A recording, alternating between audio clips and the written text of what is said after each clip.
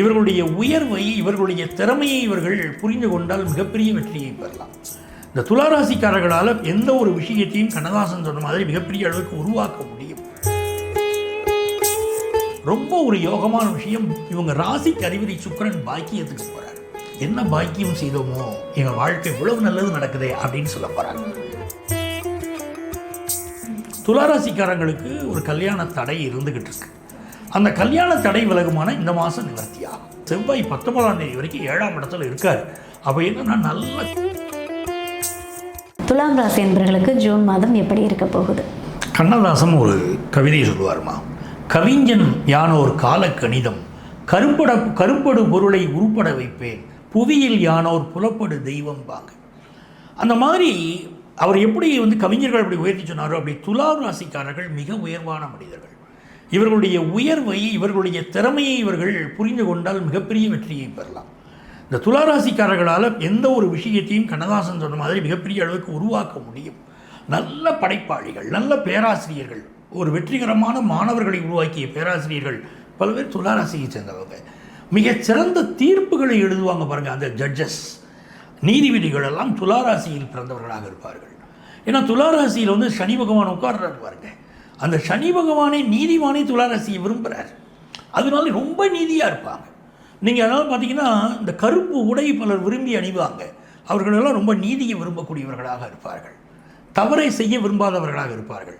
துளாராசிக்காரங்களுக்கு இந்த மாதம் எப்படி வருதுன்னா ரொம்ப ஒரு யோகமான விஷயம், இவங்க ராசிக்கு அதிபதி சுக்கிரன் பாக்கியத்துக்கு போகிறார்.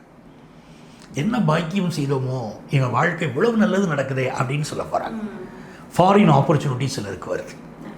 நிறைய பேர் வெளியூரில் ஒரு கல்யாணம், நல்ல சுப விஷயங்கள் இதில் பங்கெடுப்பதற்காக போவாங்க. பிஸ்னஸ் ஆப்பர்ச்சுனிட்டி இருக்குது பாருங்கள். வெளிநாட்டில் இருக்கக்கூடிய எக்ஸ்போர்ட் பிஸ்னஸ் பண்ணக்கூடிய, வெளிநாட்டுக்கு அனுப்பக்கூடிய அந்த ஆப்பர்ச்சுனிட்டி அது பெருகும். பெண்கள் நிறைய பேர் பெயரும் புகழும் பெறுவாங்க. அவங்களுக்கு ஜாதகத்தில் ஒரு அனுக்கிரகம் இருந்துருச்சுன்னா உலக புகழ் பெருகும் ஒரு நல்ல அமைப்பு துளாராசி பெண்களுக்கு வரப்போகுது. சினிமாவில் நடிக்கிறவங்க இவங்க மாதிரி இருப்பாங்க பாருங்களேன். பெண்கள், கலைஞர்கள், இவங்களுக்கு ஃபாரின் போயிட்டு வர ஆப்பர்ச்சுனிட்டி இந்த மாதம் கிடைக்கும். முக்கியமாக என்னென்னா எதிர்பார்க்குறது கல்யாண விஷயம் கூடி வருமானு பார்க்குறாங்க. துளாராசிக்காரங்களுக்கு ஒரு கல்யாண தடை இருந்துக்கிட்டு இருக்கு. அந்த கல்யாண தடை விலகுமான இந்த மாதம் நிவர்த்தியாகும். என்ன காரணம், 7ஆம் இடத்துல இருந்த செவ்வாய் 19ஆம் தேதி வரைக்கும் 7ஆம் இடத்துல இருக்கார். அப்போ என்னென்னா நல்ல கணவர் அமைவார். அதே மாதிரி சுக்கிரன் பாக்கியத்தில் அமைந்திருக்கிறதுனால பாக்கியமான மனைவி அமைவார். அவங்க வாழ்க்கையே உயர்த்தி விட்டுருவாங்க. அந்த பெண் இவர் திருமணம் பண்ணின பிறகு பார்த்திங்கன்னா இவர் வாழ்க்கை உயர்ந்துடும். சாதாரண ஸ்டேஜில் இருந்திருப்பார். பானை பிடித்தவள் பாக்கியசாலியுமாங்க பாருங்கள். அப்படிப்பட்ட பெண் அமைவார். அதே மாதிரி படிக்கிற ஸ்டூடெண்ட்ஸ், எனக்கு ஃபாரின் ஆப்பர்ச்சுனிட்டி கிடைக்குமா, நான் அங்கே போய் படிக்கணும்னு நினைக்கிறேன், அந்த யூனிவர்சிட்டியில் எனக்கு சீட் கிடைக்குமா அப்படிலாம் காத்துட்ருப்பாங்க பாருங்கள். இப்போ சீட் கிடைக்கும். ஃபாரினில் போய் படிக்கிற ஆப்பர்ச்சுனிட்டி எல்லாம் பெருகி வரும். ஹையர் எஜுகேஷனுக்கு ப்ரிப்பேர் பண்ணிக்கிட்டு இருப்பாங்க.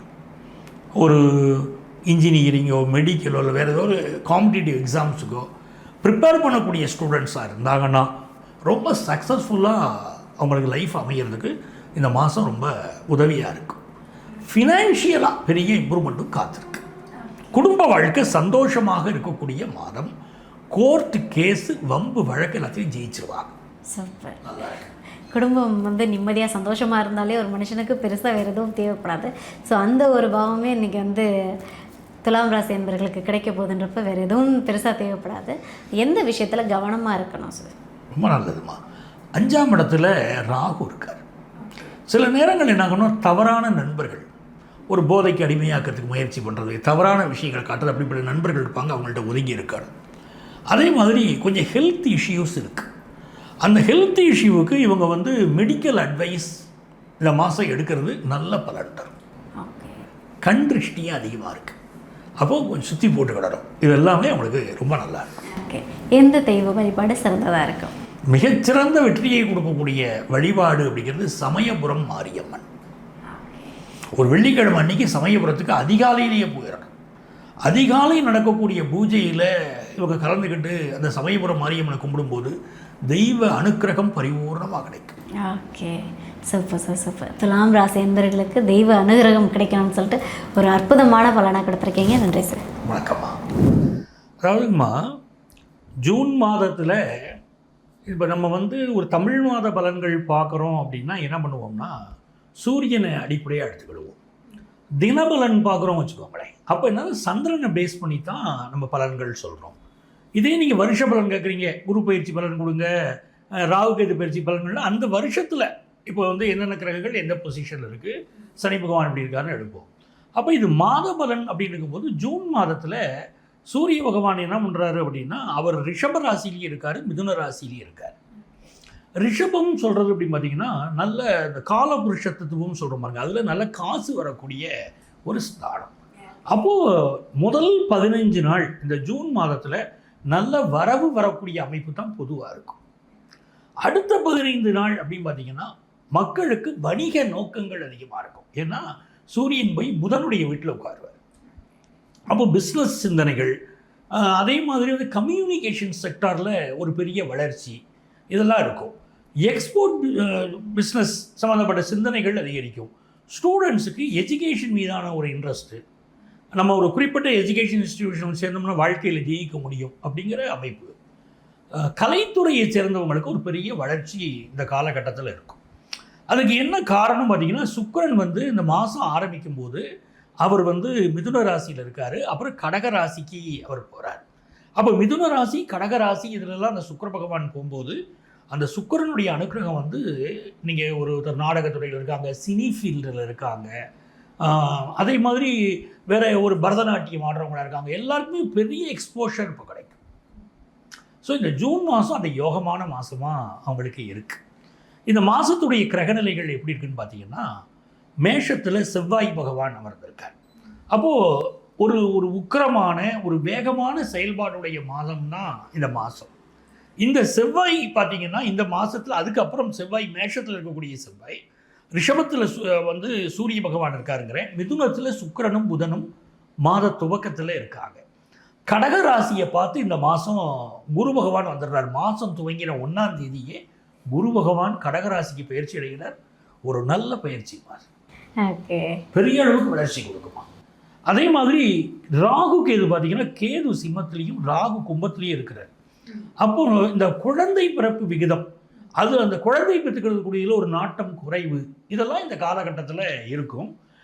பொழுதுபோக்கு விஷயங்கள் இருக்குது பாருங்க, ரொம்ப ஜாலியாக லைஃப்பை என்ஜாய் பண்ணுறது இல்லைங்களா, இதில் வந்து கொஞ்சம் கவனத்தோடு செயல்பட வேண்டிய ஒரு மாதம். ஓகே, சரிங்களா. அப்போது இதே மாதிரி அரசாங்கம் பல நலத்திட்டங்களை எடுக்கும். குரு வந்து கடகத்தில் உட்கார்றார் அப்படின்னா கடகராசியை சேர்ந்தவர் தான் இப்போ நாட்டையே ஆள்றார் இல்லையா, கடகராசி கடக லக்னத்தை சேர்ந்தவர். அப்போ குரு வந்து உட்காரும்போது அவருக்கு வந்து ஒரு நல்ல சப்போர்ட் கிடைக்கும். அப்போ நிறைய நலத்திட்டங்கள் இந்த ஜூன் மாதம் தமிழகத்திற்கு கிடைக்க போகுது. நிறைய நன்மைகள் காத்திருக்குமா. அப்படி ஒரு யோகமான மாதமாக இந்த மாதம் இருக்கும். அப்புறம் இந்த மாதத்தில் நம்ம தெரிஞ்சுக்கிட வேண்டிய விஷயம் என்ன கேட்டிங்கன்னா, யாருக்கெல்லாம் வந்து ஜாப் ரீதியாக பெரிய ப்ராப்ளம் இருந்ததோ, இன் ஜென்ரல் ஜாப் ரீதியாக ப்ராப்ளம் இருக்கிறவங்க இந்த ராசியை சேர்ந்தவங்க யாருக்கு என்ன ஜாப் ரீதியாக ப்ராப்ளம் இருந்தாலும் அந்த ப்ராப்ளங்களெல்லாம் இப்போ சால்வ் ஆகும். நிறைய பேருக்கு இப்போ வேலையில்லா திண்டாட்டம் இருந்துக்கிட்டு இருக்கும். இது நாட்டுடைய ஜென்ரல் ஒரு அடிப்படை. அப்படி இருக்கும்போது இந்த குருவுடைய பயிற்சி நடக்குது பாருங்களேன், ஜூன் மாதம் நடக்கக்கூடிய அற்புதமான பயிற்சி. அப்போ இந்த குரு வந்து சனியுடைய வேகத்தை தணிக்கிறார். சனி தான் வேலையை கொடுக்குறவர். அவர் வேலை தடுமாற்றம் இருந்துகிட்டு இருக்கு, இப்போ அதையெல்லாம் நிவர்த்தி பண்ணிடுவார். அப்போ இந்த ஜூன் மாதம் எவ்வளவு நல்ல மாதம் அமையுது. நிறைய பேர் வந்து தங்கம் வாங்குவாங்க. நம்ம பிரைம் மினிஸ்டரே சொல்லிட்டாரு, ஏகப்பட்ட பேர் தங்கம் வாங்குறாங்க, வாங்குறது குறைங்கிறார்.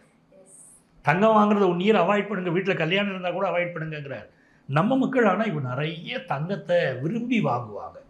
அப்படிப்பட்ட ஒரு அமைப்பு இருக்கும். விலைவாசி அதிகரிக்கும். இந்த ஜூன் மாதம் நமக்கு விலைவாசிகள் அதிகரிக்கும். அதில் வந்து மக்களுக்கு வாங்குகிற சக்தி இருக்குது அப்படின்னு சொன்னால் கூட விலைவாசி அதிகம் வந்து சில பாதிப்புகளை கொடுக்கும் இல்லையா. ஸோ அதில் கவனமாக இருக்கணும். நான் சொல்கிறேன், வருமானம் வரக்கூடிய மாதம் தான், இல்லாத மாதம் கிடையாது. இருந்தாலும் விலைவாசி அதிகரிக்கும் போது மக்களுக்கு அது வாங்கும் திறனுக்கு சில தட்டுப்பாடுகள் வருது பாருங்கள். ஆனாலும் தங்கம் வாங்கி விரும்பி வாங்குவாங்க, அந்த அமைப்பு இருக்கும். ஸோ ஒரு நல்ல மாதமாக அந்த ஜூன் மாதம் நம்ம ராசிக்கு அமையுது.